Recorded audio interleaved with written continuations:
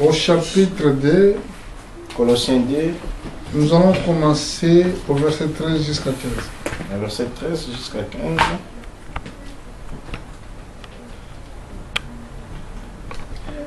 Vous qui étiez morts par vos offenses et par la circoncision de votre chair, il vous a rendu la vie avec lui, et nous faisons grâce pour toutes nos offenses.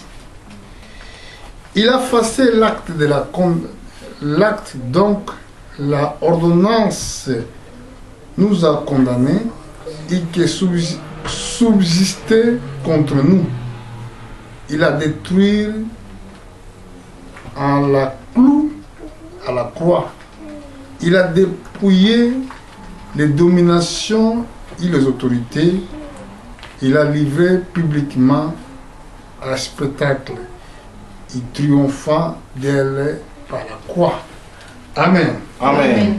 Que Dieu bénisse sa parole. Et prenez place.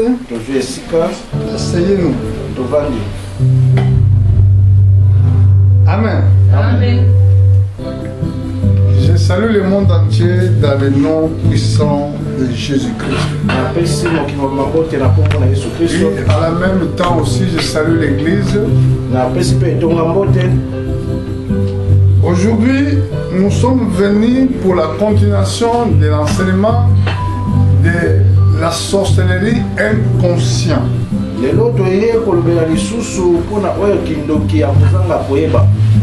Pourquoi nous disons que il y a des gens qui sont des sorciers mais ils ne savent pas qu'ils sont des sorciers?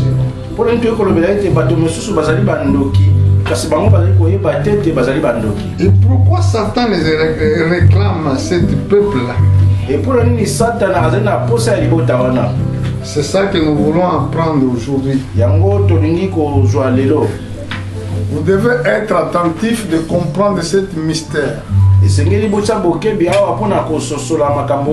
Parce que si le salut était pour le sang de Jésus, alors Jésus-Christ, pour naître dans le monde, Dieu a choisi une femme.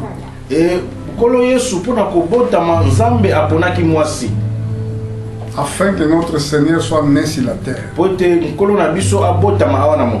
Satan, il a fait pareil. Satan, il avait choisi une femme pour se naître sur la terre. C'est pour cela, si nous allons regarder dans l'Ancien Testament, nous allons revenir là dans notre enseignement. Donc dans l'Ancien Testament, nous allons voir ce que Dieu avait dit dans le livre de Genèse au chapitre 3. Tous, ça a commencé au Genèse. Tout ce que nous voyons sur la terre, il était commencé dans le livre de Genèse.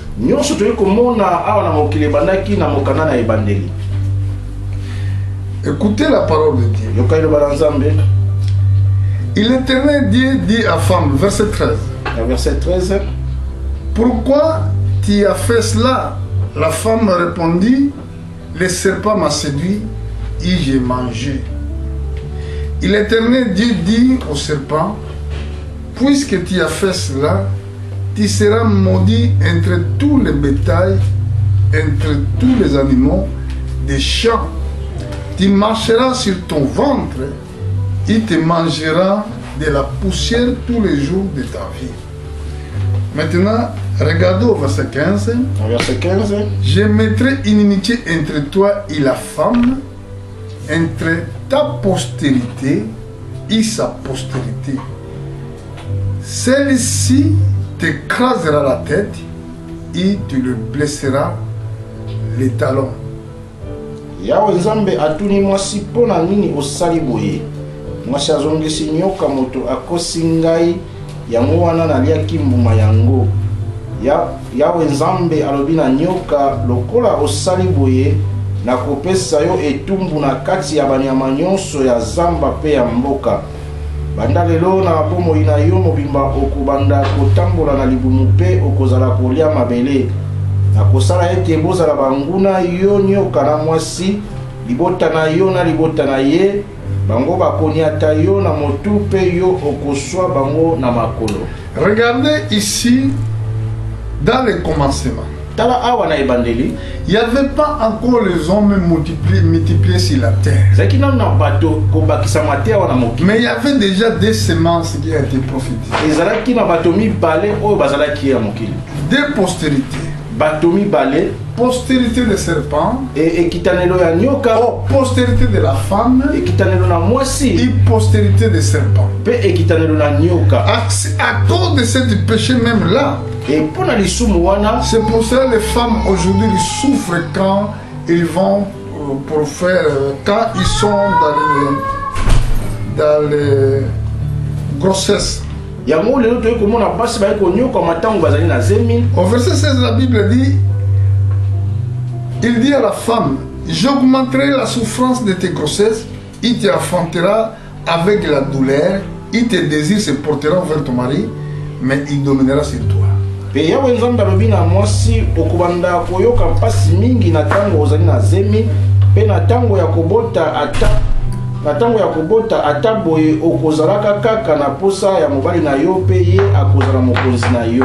Ah, c'est là que Dieu a dit que l'homme est chef de la femme. esika oyo nde nzambe alobaki ete mobali azali mokonzi ya C'est mwasi. là que Dieu avait dit à la femme, tes désirs se porteront vers ton mari. E esika oyo nzambe alobi na mwasi ete baposa na yo ekozala kaka epai na Quand mobali na la yo. Bible parle de désir ici, E ntango bibeli ekoloba mpo na baposa ça awa veut dire désir de l'homme et la femme. ekoloba posa ya mwasi na mobali. Donc Dieu avait dit, E nzambe alobaki tes désirs baposa na yo te porteront vers ton mari. ekozala kaka epai ya mobali na yo. Si une femme, soki mwasi pendant qu'il est marié, ntango ye abali il va se séparer avec son mari, ye akabwani na mobali na ye il ne peut plus marier akoki kobala lisusu te parce que la Bible dit ici, ote biblia ekoloba awa ton désir baposa na yo se portera vers ton mari ekowuta epai na mobali na yo et qu'on ne pas mobile na yo, ekokende epai mobali na yo et ton mari dominera sur toi.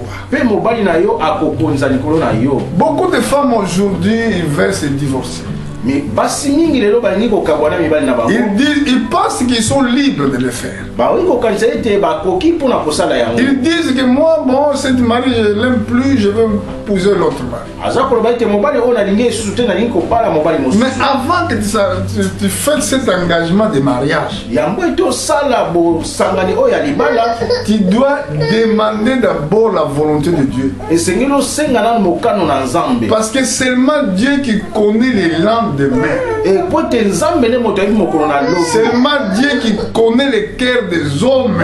kaka nzambe nde ayebi mitema na bato. Parce qu'il y a des postérités. po ete ezali na baposterité Dans mibale cet mélange qui a été fait ici au début, na bosangani oyo esalami awa na ebandeli. c'est pour cela que Satan il réclame les êtres humains. yango nkolo aza satana ayi koreklame baekelamu. Voilà, parce qu'il réclame seulement parce que les hommes font partie, ils ont dans leur corps partie de sang satanique. epo ete bato bayi kosala ndambo Bato ya baza na ndamba makila. bato bayi kozala na ndambo ya makila oyo ya satana. Ah, mais pourquoi je dis cela? mpo nini ayi koloba boye Si c'était pas ça, soki ezalaki yango te Jésus ne pourra pas mourir pour le péché. nkolo yesu akoki kokufa te mpona Jésus ne masumu. pourrait pas donner son sang pour les rançons. nkolo yesu akoki kopesa makila na ye te mpo na bikolo. C'est pour cela que tous les gens là qui n'ont pas encore reçu Christ dans leur vie, leur nature, c'est Satan qui les conduit. e bato nyonso bayambi nkolo yesu te na bomoi na bango lolenge na bango satana nde moto ayi kokamba yango. Parce que quand Seigneur Jésus-Christ vient dans ta vie, ntango nkolo yesu aye na bomoi na yo première chose, il va te séparer avec la nature du monde. eloko ya liboso akokabola yo na makambo ya mokili. Donc tu dois avoir la transformation automatiquement. yo kobongwana na mbala moko. Écoutez, yoka malamu s'il y a des pasteurs, soki ezali na bato na il y a nzambe des chantres, Zena Bayembi. qui continuent vivre selon le monde, ils ne connaissent pas encore Dieu. Écoutez la parole de Dieu. Je suis dans le livre de Jean, au chapitre 1. Chapitre 1. Nous allons voir qu'est-ce que la Bible va nous dire.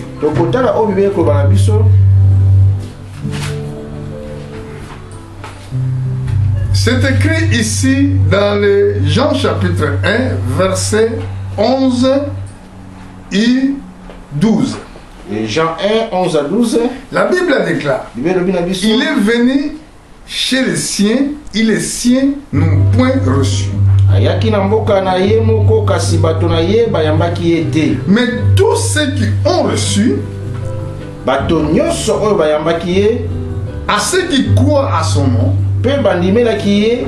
il a donné le pouvoir de devenir des enfants de Dieu, laquelle sont nés non du sang, ni de la volonté de la chair, ni de la volonté de l'homme, mais de Dieu. Kasi bato mosusu bayambaki ye pe bandimelaki ye apesi bango bokonzi ya kokoma bana na Nzambe, bakomaki bana ya Nzambe na ndenge ya bomoto te, ndenge batata babotaka bana, kasi bakomaki bana ya Nzambe mpo Nzambe moto abotaki bango. Première chose, eloko ya liboso, Jésus-Christ doit effacer d'abord acte de la condamnation.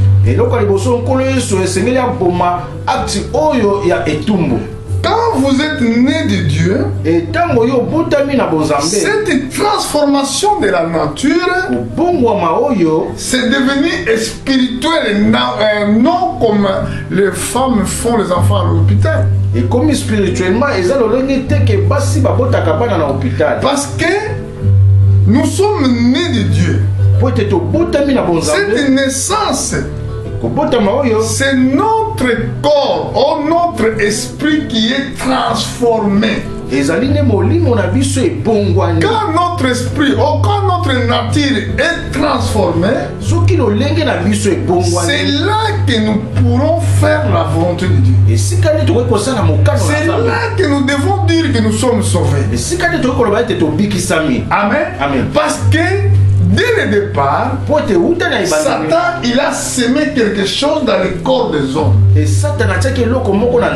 C'est pour cela les sorciers de ta famille te dominent. Même tu dis que mais pourquoi j'ai fait quoi? Tu vas réclamer, tu vas aller dans le village, tu vas faire s'asseoir toute la famille pour traiter ton problème, tu seras toujours victime des sorciers. Parce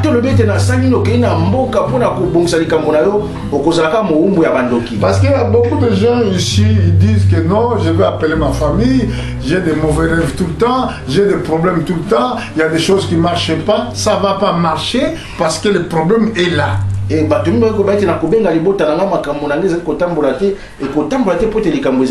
Premièrement, tu dois accepter Jésus-Christ. Si tu acceptes Jésus-Christ, marcher selon les principes de Jésus-Christ.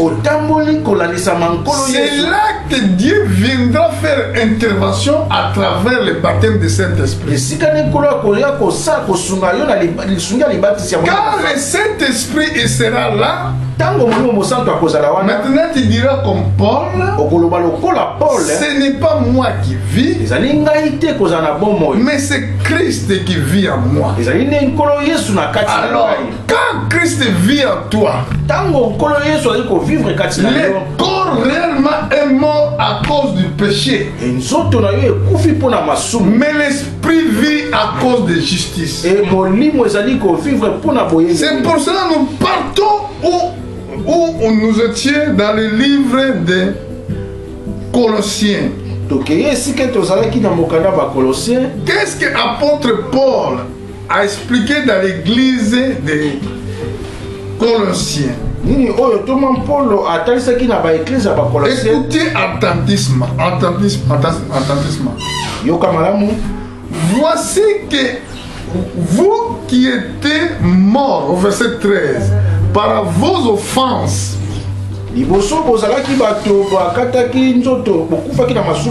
très bien, et par la circoncision de votre chair, Pe bakataki bino nzoto na bino. Il vous a rendu la vie avec lui, il nous faisant grâce pour toutes nos offenses. Nzambe alimbisi biso masumu nyonso pe apesi biso bomo ya sika na lisanga na Kristo. Maintenant, regardons verset 14. Verset 14. Il a effacé l'acte, donc les ordonnances, nous a condamnés et qui subsistera contre nous, il a détruit, il a cloué à la croix. Donc, comment qui bato ya nyongo po tozalaki kotosa mibeko te kasi Nzambe abomaki mibeko oyo ezalaki kokwisa biso abambaki yango na ekulusu.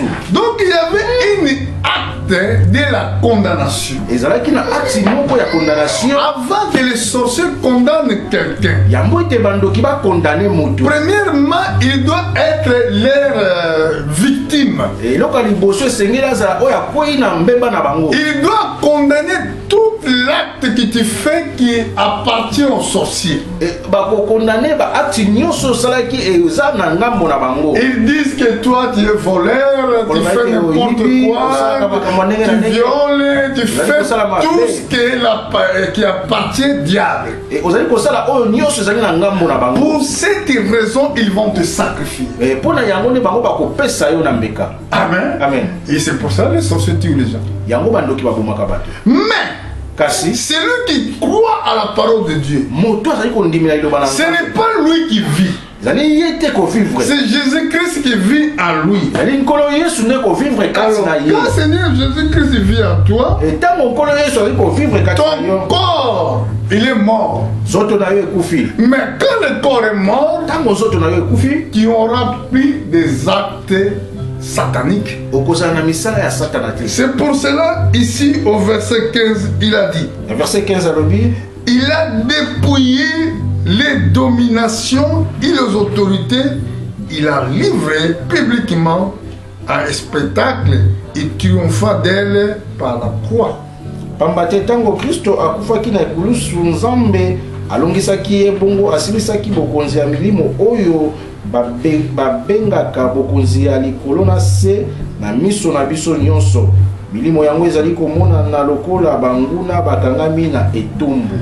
Satan, il nous a condamnés. Et Satan a condamné Kibiso. Satan, c'est lui qui nous a combattus. Et Satan a demandé à Biso. Et alors, si tu crois Jésus-Christ, et ceux qui ont dit toi, tu vivras plus. Oh, ton corps, il va mourir. Et yoko vivre était sengeli nzoto na yonde kufa. Donc quand je dis le corps, il va mourir, ça veut dire ce n'est pas que je te dis que allez tuer ton corps. Ça veut dire tous les désirs qui étaient que les hommes font, et tous les comportements que les hommes font, ta vie sera différente. Tu vivras plus selon le monde. Tu vivras plus selon les désirs du monde. Comme c'est écrit dans le chapitre 3. C'est écrit comme ça. Si donc vous êtes ressuscité avec Christ, cherchez les choses d'en haut où Christ est assis à la droite de Dieu.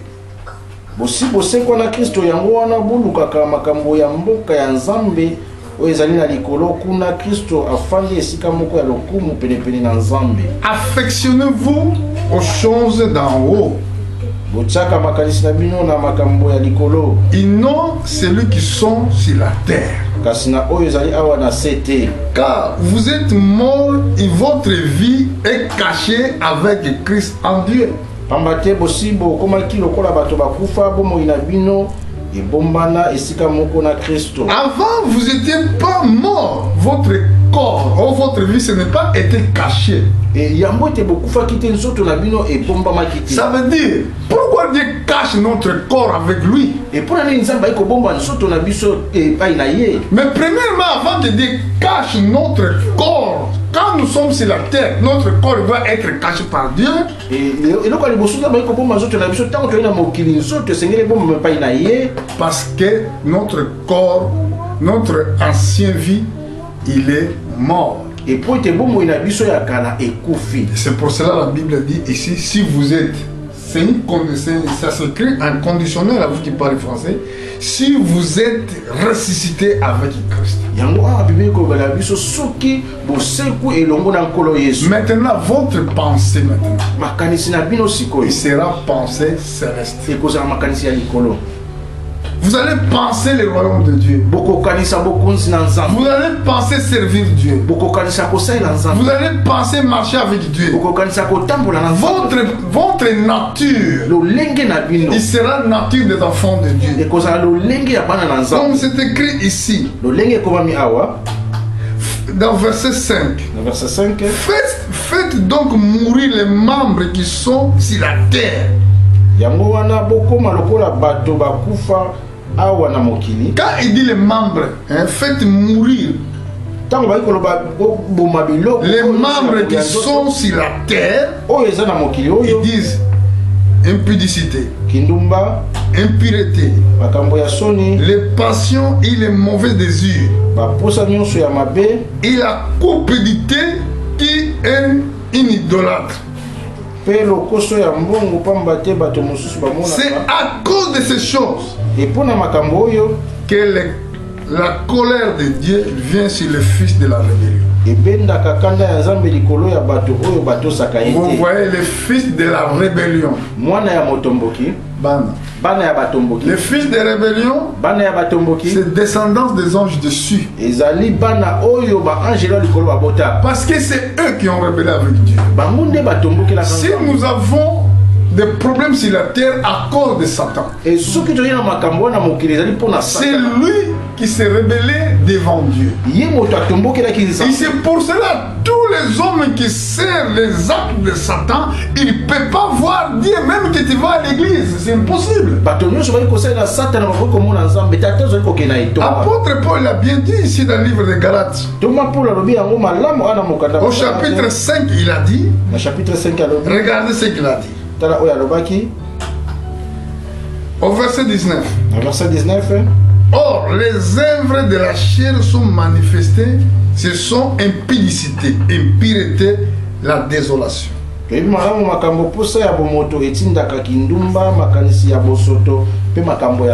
Idolâtrie, la magie, les inimitiés, les querelles, les jalousies, les animosités, les disputes, les divisions, les sectes.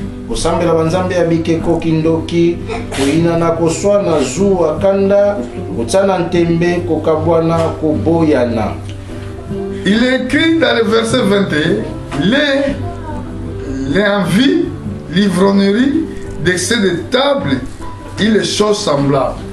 Je vous l'ai dit d'avance, comme j'ai déjà dit, que ceux qui commettent de telles choses ne hériteront point les royaumes des cieux.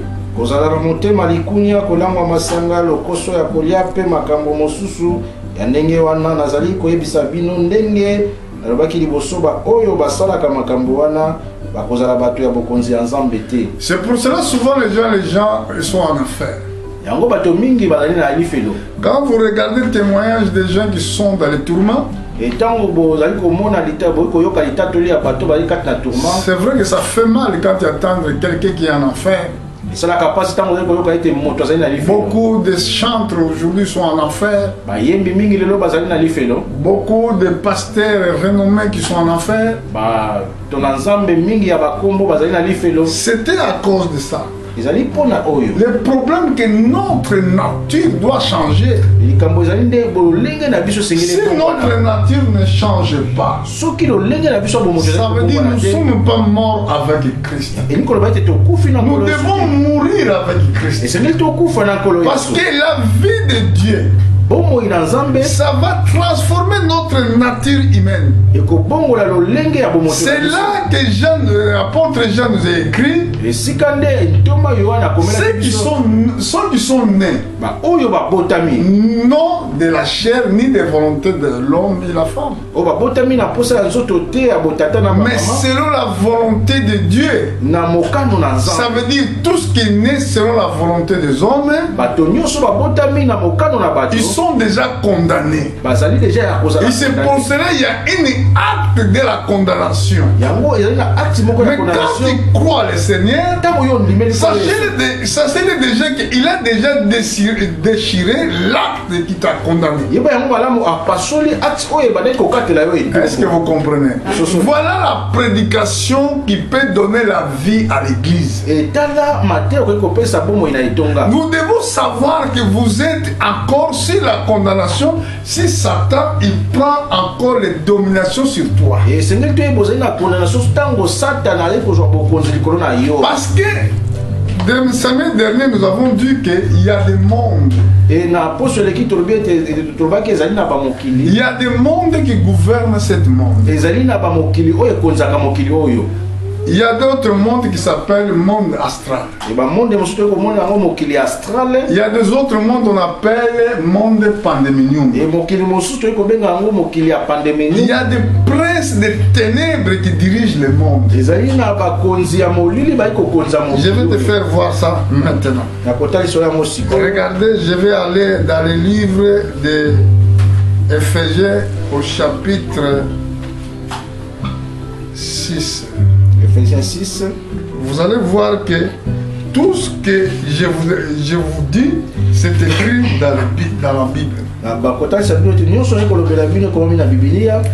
Regardez l'exhortation d'apôtre Paul dans l'église d'Éphèse au chapitre 6. Je suis au verset 10. etala malendisi ya ntoma polo na etonga ya efese nazali na Ephésiens 6:10. Il a dit, au reste, fortifiez-vous dans le Seigneur et par sa force toute puissance. mpo na kosukisa bolukaka makasi na bino na lisanga na mokolo. Il a dit, revêtez-vous de toutes les armes de Dieu afin de pouvoir tenir ferme contre les ruses de diable. ndenge soda amemaka bibundeli na ye bino mpe bokamata bibundeli nyonso oyo nzambe apesaka mpo na zabolo akoyisa bino te. Il dit encore, car nous n'avons pas lutté contre la chair et le sang. Vous voyez déjà? alobi ete pamba te toyei kobunda na bato te kasi na molimo. Bon, là, la naissance doit être une naissance spirituelle. esengeli kobotama ezala spirituel. Ceux qui sont nés, non selon la chair, oyo babotami na nzoto mais selon la volonté de Dieu. kasi na mokano na nzambe. Mais regardez pourquoi, parce qu'il y a un grand combat qui se passe. tala mpo na nini po ete etumba moko ya monene ezali koleka. C'est pour cela moi je n'ai pas peur de sorciers. yango nga nabangaka Je n'ai pas peur de magiciens. nabangaka bato. Parce que si vous êtes né en Dieu, soki bobotami si vous êtes né en Christ, bobotami na koloki na kristo. ça veut dire votre vie ingo babomoi na bino est cachée en Dieu. ebombami epai na Donc nzambe. quand les sorciers, ntango bandoki quand c'est du royaume-là, ntango bokonzi oyo ils vont vouloir chercher ta vie, bakoluka bomoi na yo il ne te trouvera pas. bakomona yo. C'est pour ça que vous entendez le témoignage de dire que oh, on est venu chez lui, on a trouvé la maison vide. yango oyokaka bandoki bali ete toyaki me tomoni ndako ezali na eloko. C'est pour ça que vous entendez parler que quand nous sommes venus la nuit, nous avons trouvé qu'il y avait océan, il n'y avait pas la maison. ntango bango balobaka ete toyaki na ndako tomoni ete Tout le monde dit que mai a pas. mai na kati na ndako. Bamoni esika ndako ezalaki tomoni kaka mai. Amen. Mais c'est vrai. ezali ya solo. Écoutez le témoignage que je vais vous dire. yokali tata lelo na koloba na bino. Un jour, mokolo moko il y a quelqu'un. eza na moto moko Je ne vais pas citer son nom. na kotanga nkombo na ye te. Il a dit que on vous a réclamé dans le monde de ténèbres. ete basengaki yo na mokili ya molili. Comme il était membre de la famille, ndenge azalaki ndeko ya libota, il avait ce droit de me vendre. azalaki na makoki wana ya koteka ngai. Ils ont dit que tu dois vendre le monsieur là. balobi esengeli oteka moto oyo. Il a accepté. ye andimi. Il a signé l'acte de la mort. ye asigné mpo na kufa na ngai. Oh frères et sœurs, il y a des gens qui ont déjà signé acte de la mort pour toi. Mais toi, tu ne sais pas. bato basi basinya acte ya kufa mpo na yo kasi yo oyebi te. Ils l'ont signé. bango basigné Tu dois mourir. sengeli okufa. Mais pendant que, quand ils ont fait la évocation, Et tant que bango bazali ko sala ba évocation na ba. Toujours il le fait avec le miroir. Ba ko sala mona kitalatala. Donc tu dois paraître dans le miroir magique. Et sengeli obima na kitalatala. Quand tu dois paraître dans le miroir magique, Tango yo ko bima na kitalatala yo. Et après ils vont prendre les outils ou un couteau. Na musima ba ko zo mbeli. Ils vont te percer. Si le sang sort, et ceux qui makila ebimi, il est déjà condamné à mourir. Yo si vous allez condamner pour la. Après quelque temps, tu vas souffrir maladie, tu vas mourir. Et si monango yo ko bela pe yo ko kufa. Même pendant les jours là, kasina mokolo wana, quand ils ont invoqué les noms, afin que moi je sors dans le miroir magique. Ça c'est le témoignage de monsieur là. Il a vu quelqu'un qui sort d'un miroir, qui avait les yeux qui brillaient comme la lumière, toute la visage, il était brillant, il brillait, ses cheveux étaient blancs, et directement le miroir éclatait tout seul. Amen. Amen. Ça c'est leur témoignage. Moi je ne savais pas ce qui s'était passé, mais leur témoignage. Amen. Amen. Et c'est pour cela quand vous êtes en Christ, vous êtes protégé dans les combats nocturnes. Parce que le monde là, il doit vivre jour au jour. Mais qu'est-ce qu'il doit faire? Très bien, il doit tuer. Chaque jour, ne vous êtes pas en repos. C'est pour ça que la Bible dit priez tout le temps. Afin que vous ne tombiez pas dans la tentation. Parce que si vous négligez la prière, vous dites que moi je ne fais pas le jeûne, je ne prie pas, je n'écoute pas la parole. Parce que tu ne sais pas quel monde qui t'entend.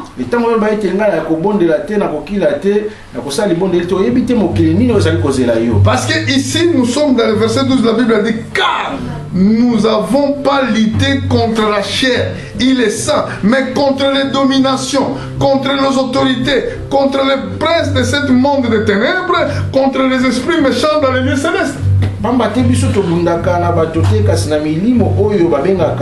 bokonzi ya likolo na se sokande yango ezali kaka bokonzi ya mokili oyo ya molili tobundaka na milimo mabe oyo etambolaka bipai nyonso lokola mipepe. Ils sont là, ils ne se fatiguent pas. Toi, parce que toi tu se fatigues parce que tu es humain. Quand tu vas travailler, tu rentres à la maison, tu es fatigué. Mais les esprits, ils ne se fatiguent pas. Ils viennent tous les jours. Tous les jours, ils viennent. Moi, je suis pasteur, je commençais à prêcher depuis l'Afrique. Là-bas en Afrique, j'ai entendu beaucoup de témoins sur ça. Il vient même quand il est bien préparé.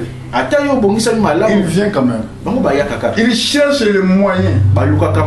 Il cherche les moyens pour te trapper.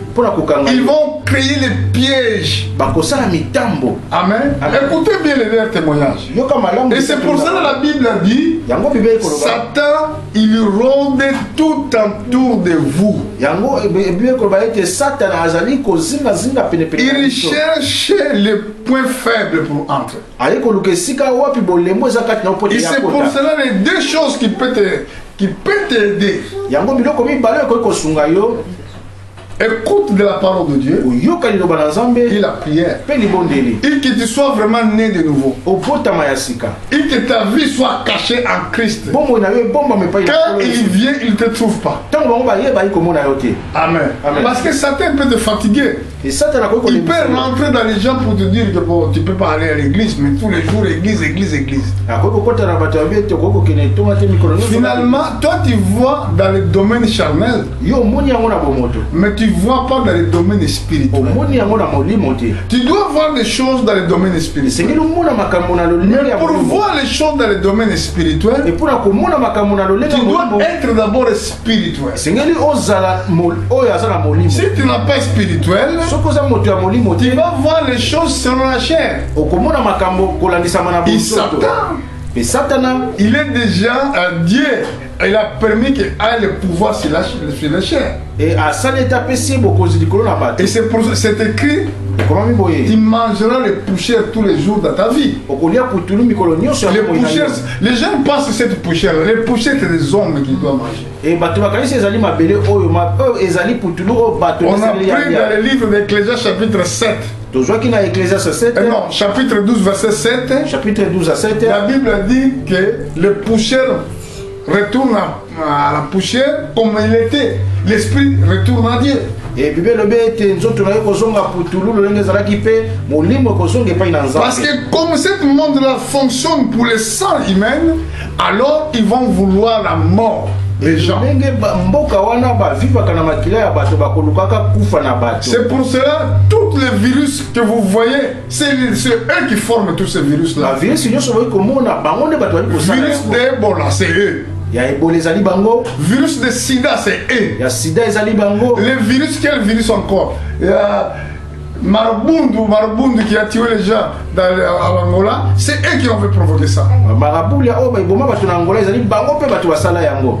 Vous savez que même les malariens que les gens souffrent en Afrique, ata malaria oyo bato banyokwamaka na beaucoup de fois, ils ont rejeté même de faire vaccin afin que les hommes soient vaccinés à cause de malaria. e bazoluka ntango nyonso bato bazwa ntonga mpo na malaria. Tous les endroits où il y a la guerre, vous allez voir que Croix-Rouge, il va être pour faire quoi? esika nyonso bitumba ezali komona kwa kusha kozala mpo basala nini Mais pour récupérer le sang humain. e mpona kozwa makila na bato. C'est bon, vous ne voyez pas les choses dans le domaine spirituel. bino bomonaka makambo te na ndenge ya moto La prière est une force. e libondeli ezali makasi Jésus-Christ, na moto. quand quelqu'un croit Seigneur Jésus-Christ, ntango moto andimi likolo il est protégé avec sa famille. abatelami na La libota Bible na ye. déclare, Bible koloba na biso crois au Seigneur Jésus-Christ. ndimela nkolo Tu Yesu. seras sauvé, toi et ta famille. okobika yo na Même libota tes na yo. enfants, ils seront sauvés. ata bana na yo Parce que la guerre que nous avons, po ete etumba oyo tozali na yango c'est une guerre spirituelle. ezali etumba moko Je ya vais moto. aller pour conclure. nakei mpona Dans kosukisa le livre de Romains,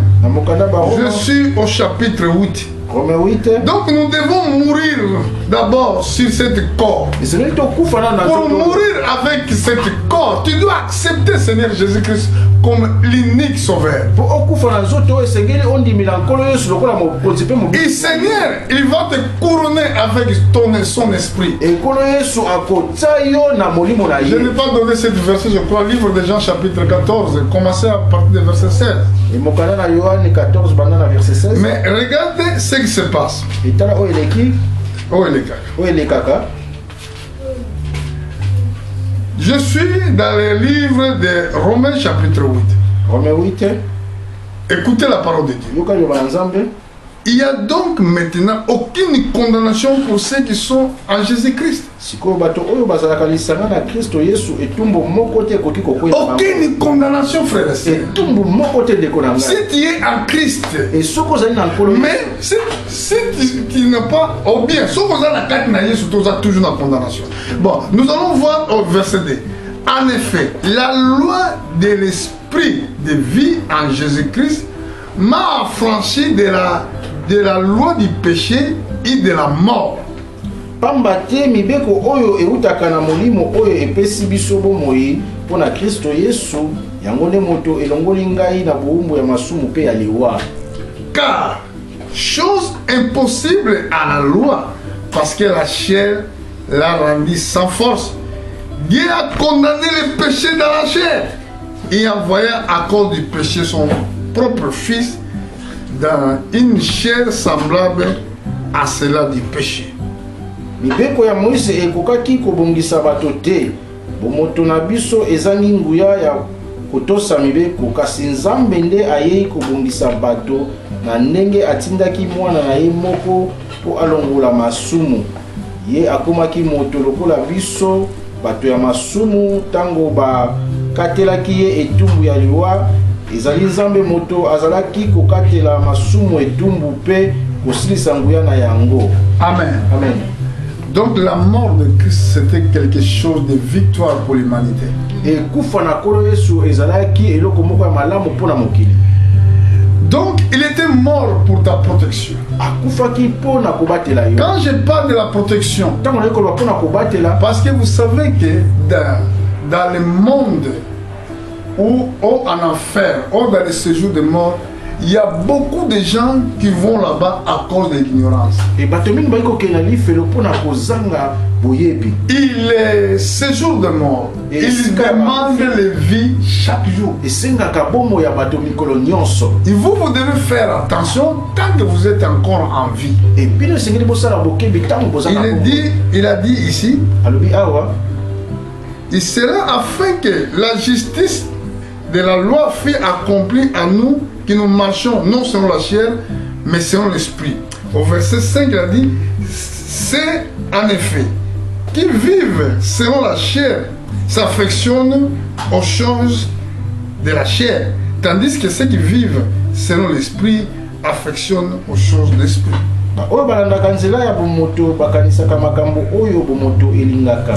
kasi oyo balandaka nzela ya molimo ya Nzambe bakanisaka makambo oyo molimo alingaka. Il y a des gens, chaque fois ils veulent des fêtes. Bato mingi tango nyonso balingi kosepela. Leur affection baposa na bango sur les choses du monde. Na makambo ya mokili. Souvent je les vois quand ils font une fête. Et mingi na mona atango moto ali kosala. Oh, un anniversaire. To kosepela. Même tu diras tu vas pas inviter les gens. Mais ils vont venir quand même. Bango bakoya kaka. Parce que leur nature, potelo lenge na bango, ils s'affectionnent dans les choses de la chair. Ezali na baposa ya nzoto. Mais regardez, au verset 6. Verset 6. Et l'affection de la chair est la mort. Tandis que l'affection d'esprit est la vie et la paix. C'est pour cela que vous devez être spirituel. Car l'affection de la chair est inimitié contre Dieu. Parce qu'il ne soumet pas à la loi de Dieu, qu'il ne le paie même pas. Or, ceux qui vivent selon la chair ne sauront plaire à Dieu. Voilà le problème, c'est là que se passe le problème. Ce n'est pas Dieu, c'est vous, c'est nous.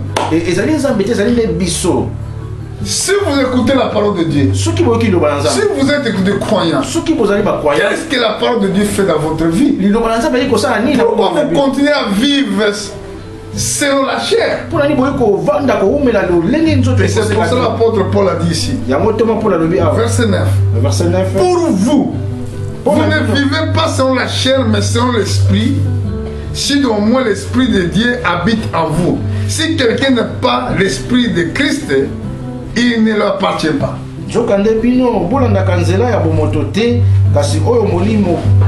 Molimo pamba te molimo ya Nzambe asi akotela bino na mitema moto oyo azangi molimo ya Kristo azali moto na yete. Ça ce n'est pas mon crédit.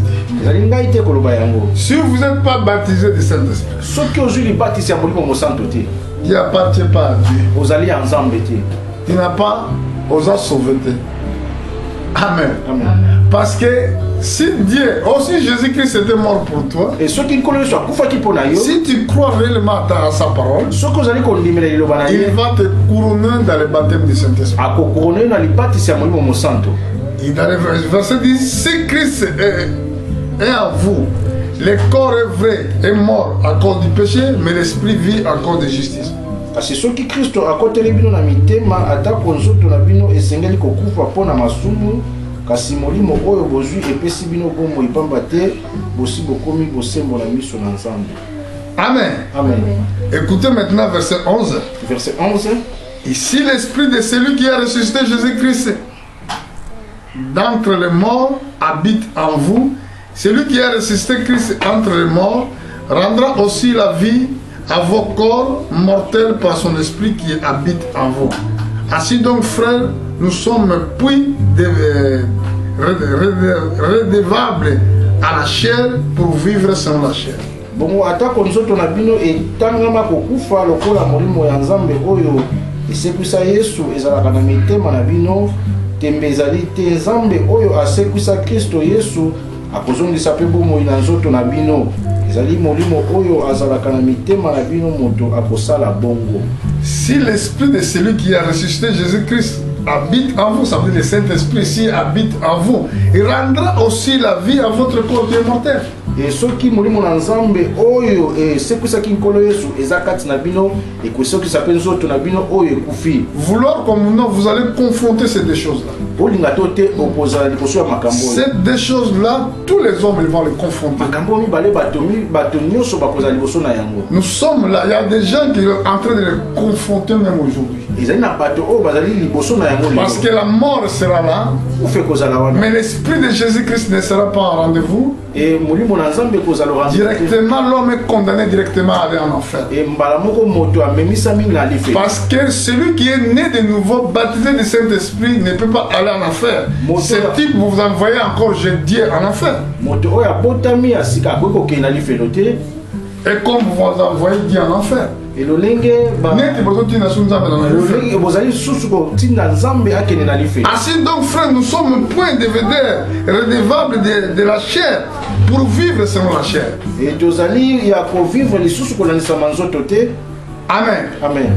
Verset 13. Verset 13. Si vous vivez selon la chair, vous mourriez. Pambate soki bolanda kama kambo ya bomoto boko kufa. Mais si par l'esprit vous faites mourir les actions du corps, vous vivrez.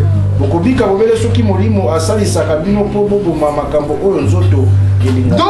l'esprit, c'est ça qui fait mourir les actes de la chair. Mais comment c'est possible? Toi, tu peux avoir le baptême du Saint-Esprit. Premièrement, tu dois croire la parole de Dieu. Une fois que tu crois la parole de Dieu, Dieu, Seigneur Dieu, oh Dieu va te couronner avec son esprit. Est-ce que vous comprenez? Si vous écoutez la parole de Dieu, si vous le croyez, alors Dieu va te protéger à travers la parole de Dieu, à travers son esprit. Et maintenant écoutez verset 13. Si vous vivez selon la chair, vous mourriez. Mais si par l'esprit vous faites mourir les actions du corps, vous vivrez.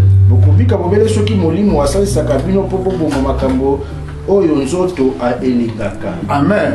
Donc quand vous avez le baptême du Saint-Esprit, il va te conduire dans les prières, dans les livres, lire les Écritures, vivre ta vie parfaitement avec Dieu. Si quelqu'un veut te conduire dans les chemins mauvais, tu diras non. Moi je suis enfant de Dieu, je ne peux pas faire ça. Même les gens, ils vont te bouder, ils vont dire mal de toi. Toi, continue à vivre ta vie avec le Seigneur.